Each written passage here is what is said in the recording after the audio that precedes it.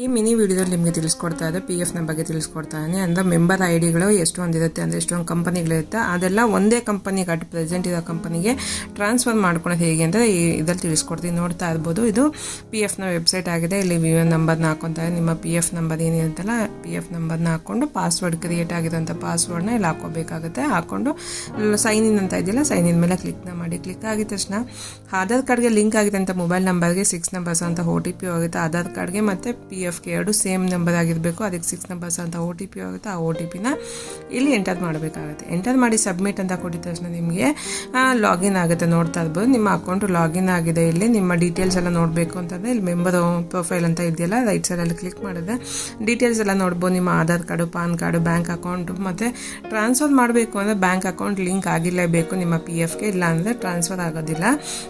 Bank account KYC ಆಗಿರಲೇಬೇಕಾಗುತ್ತೆ.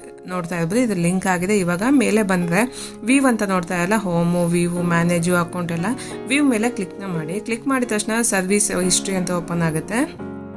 Click ಮಾಡಿದ್ರೆ service history ಮೇಲೆ click ಮಾಡಿದ್ರೆ ಈ ಥರ ಓಪನ್ ಆಗುತ್ತೆ. ನೋಡ್ತಾ ಇರ್ಬೋದು ಎಷ್ಟು ನೀವು ಸರ್ವಿಸ್ ಮಾಡಿದ್ರೆ ಎಷ್ಟು ಮೆಂಬರ್ ಹೋಮ್ಗಳಿದೆ ಅಂತ ನೋಡ್ತಾ ಇರ್ಬೋದು. ಇಲ್ಲಿ 2 ಮೆಂಬರ್ ಹೋಮ್ ತೋರಿಸ್ತಾ ಇದೆ. ಅಂದರೆ ಈ 2 ಕಂಪನಿಯಲ್ಲಿ ಕೆಲಸ ಮಾಡಿದ್ದಾರೆ. ಹಳೆ ಕಂಪನಿ ಬಿಟ್ಟು ಹೊಸ ಕಂಪನಿಯಲ್ಲಿ ಜಾಯ್ನ್ ಆಗಿದ್ದಾರೆ. ಇವಾಗ ಹಳೆ ಕಂಪನಿನ ಯಾವ ರೀತಿ ಟ್ರಾನ್ಸ್ಫರ್ ಮಾಡೋದು, ಈ ಮೆಂಬರ್ ID ಅಂತ ಇದೆಯಲ್ಲ ಅದನ್ನು ಕಾಪಿ ಪೇಸ್ಟ್ ಮಾಡ್ಕೊಳ್ಳಿ. ಇಲ್ಲ ಒಂದು ಕಡೆ ಬರೆದಿಟ್ಕೊಂಡ್ಬಿಡಿ. ಅದು ಮೇಯ್ನಾಗಿ ಅದನ್ನೇ ಹಾಕಬೇಕಾಗಿರೋದು. ಮೆಂಬರ್ ಐಡಿನ ಬರೆದಿಟ್ಕೊಂಡಾದ್ಮೇಲೆ ಇಲ್ಲಿ ಮೇಲೆ ಬಂದರೆ ಕ್ಲೈಮ್ ಸರ್ವಿಸ್ ಅಂತ ಇದೆಯಲ್ಲ, ಆನ್ಲೈನ್ ಸರ್ವಿಸ್ ಅಂತ ಅದ್ರ ಮೇಲೆ ಹೋದರೆ 1 ಮೆಂಬರ್ 1 PF ಅಕೌಂಟ್ ಅಂತ ಇದೆಯಲ್ಲ ಅದ್ರ ಮೇಲೆ ಕ್ಲಿಕ್ನ ಮಾಡಿ. ಸೆಕೆಂಡ್ ಆಪ್ಷನ್ನು ಕ್ಲಿಕ್ ಮಾಡಿದ ತಕ್ಷಣ ನೆಕ್ಸ್ಟ್ ಇದರ ಪೇಜ್ ಓಪನ್ ಆಗುತ್ತೆ. ಇಲ್ಲಿ ಕೆಳಗಡೆ ಬಂದೆ ಲಾಸ್ಟಲ್ಲಿ ಇಲ್ಲಿ ನೋಡ್ತಾ ಇರ್ಬೋದು select details for previous account ಅಂತ ಇದೆಯಲ್ಲ, ಅಲ್ಲಿ ನಿಮ್ಮ ಮೆಂಬರ್ ID ಕಾಪಿ ಮಾಡ್ಕೊಳ್ಳಿ ಅಂತ ಹೇಳಿದ್ನಲ್ಲ ಮೆಂಬರ್ ಐಡಿನ.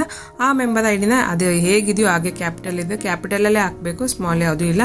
ನೀಟಾಗಿ ಅದು ಹೇಗಿದೆಯೋ ಅದೇ ರೀತಿನೇ ಇಲ್ಲಿ ಟೈಪ್ನ ಮಾಡಿಕೊಂಡು ಗೆಟ್ ಡೀಟೇಲ್ಸ್ ಅಂತ ಇದೆಯಲ್ಲ ಪಕ್ಕದಲ್ಲಿ ಅದ್ರ ಮೇಲೆ ಕ್ಲಿಕ್ನ ಮಾಡಿ. ಕ್ಲಿಕ್ ಮಾಡಿದ ತಕ್ಷಣ ನಿಮ್ಗೆ ಈ ಥರ ಆಪ್ಷನ್ ಓಪನ್ ಆಗುತ್ತೆ. ಆ ಕಂಪನಿ ಡೀಟೇಲ್ಸ್ ಎಲ್ಲ ಅಲ್ಲಿ ನಿಮ್ಮ ಹೆಸರೆಲ್ಲನೂ ಕರೆಕ್ಟಾಗಿದೆ. ಆ ಚೆಕ್ ಬಾಕ್ಸ್ ಇದಂತೆಲ್ಲ ಚೆಕ್ ಬಾಕ್ಸ್ ಮೇಲೆ ಕ್ಲಿಕ್ ಮಾಡಿ ಮತ್ತೆ ಕೆಳಗಡೆ ಲಾಸ್ಟಿಗೆ ಬಂದರೆ ಇಲ್ಲಿ ನೋಡ್ತಾ ಇರ್ಬೋದು ಕೆಳಗಡೆ ಚೆಕ್ ಬಾಕ್ಸ್ ಇನ್ನೊಂದಿದೆ, ಅಥೆಂಟಿಕೇಶನ್ OTP ಅಥೆಂಟಿಕೇಶನ್. ಅಲ್ಲಿ ಚೆಕ್ ಬಾಕ್ಸ್ ಮೇಲೆ ಕ್ಲಿಕ್ ಮಾಡಿ ಗೆಟ್ OTP ಅಂತ ಕೊಟ್ಟರೆ OTP ಹೋಗಿರುತ್ತೆ. ಸಕ್ಸಸ್ಫುಲ್ ಆಗಿ ನಿಮ್ಮ ರಿಜಿಸ್ಟರ್ ಆಗಿರೋಂಥ ಆಧಾರ್ ಕಾರ್ಡ್ಗೆ ಲಿಂಕ್ ಆಗಿರೋಂಥ ಮೊಬೈಲ್ ನಂಬರ್ಗೆ ಒಂದು OTP ಹೋಗಿರುತ್ತೆ. ಆ OTPನ ಇಲ್ಲಿ ಹಾಕೋಬೇಕಾಗುತ್ತೆ. OTPನ ಹಾಕ್ಬಿಟ್ಟು ಸಬ್ಮಿಟ್ನ ಕೊಡಬೇಕಾಗುತ್ತೆ. ಸಬ್ಮಿಟ್ ಅಂತ ಕೊಡಿದ ತಕ್ಷಣ ನಿಮಗೆ ನಿಮ್ಮ ಟ್ರ್ಯಾಕಿಂಗ್ ಏನು ಟ್ರಾನ್ಸ್ಫರ್ ಮಾಡಿದ್ದಲ್ಲ ಅದು ನೋಡ್ತಾ ಇರ್ಬೋದು. ಟ್ರಾನ್ಸ್ಫರ್ ಕ್ಲೈಮ್ ಸ್ಟೇಟಸ್ ಅಂತ ಅಂದ್ಬಿಟ್ಟು ಇಲ್ಲಿ ಟ್ರಾನ್ಸ್ಫರ್ ಆಗೋಕ್ಕೆ ಕ್ಲೈಮ್ ಆಗಿದೆ. ಯಾವ ರೀತಿ ಇದನ್ನು ಟ್ರ್ಯಾಕ್ ಮಾಡೋದು ಅಂತ ಇಲ್ಲಿ ನೋಡ್ತಾ ಇದ್ದ ಮೇಲೆ ಆನ್ಲೈನ್ ಸರ್ವಿಸ್ ಮೇಲೆ ಕ್ಲಿಕ್ ಮಾಡಿದ್ರೆ ಟ್ರ್ಯಾಕ್ ಕ್ಲೈಮ್ ಸ್ಟೇಟಸ್ ಅಂತ ತೋರಿಸ್ತಾ ಇದ್ದಿಲ್ಲ, ಅದ್ರ ಮೇಲೆ ಕ್ಲಿಕ್ ಮಾಡೋದು ನೋಡ್ತಾ ಇರ್ಬೋದು. ಟ್ರಾನ್ಸ್ಫರ್ ಕ್ಲೈಮ್ ಸ್ಟೇಟಸಲ್ಲಿ ಇಲ್ಲಿ ತೋರಿಸ್ತಾ ಇರುತ್ತೆ. ಇಲ್ಲಿ ಡೀಟೇಲ್ಸ್ ಎಲ್ಲ ಯಾವ ಸ್ಟೇಜಲ್ಲಿದೆ ಯಾವ ಇದಲ್ಲಿದೆ ಅಂತ ಅಂದ್ಬಿಟ್ಟು ನೋಡ್ತಾ ಇರ್ಬೋದು. ಇದೇನಿಲ್ಲ ಅಂದರೆ ಮಿನಿಮಮ್ 20 days to 1 month ಆಗುತ್ತೆ ಇದು ಟ್ರಾನ್ಸ್ಫರ್ ಆಗೋದಕ್ಕೆ. Last video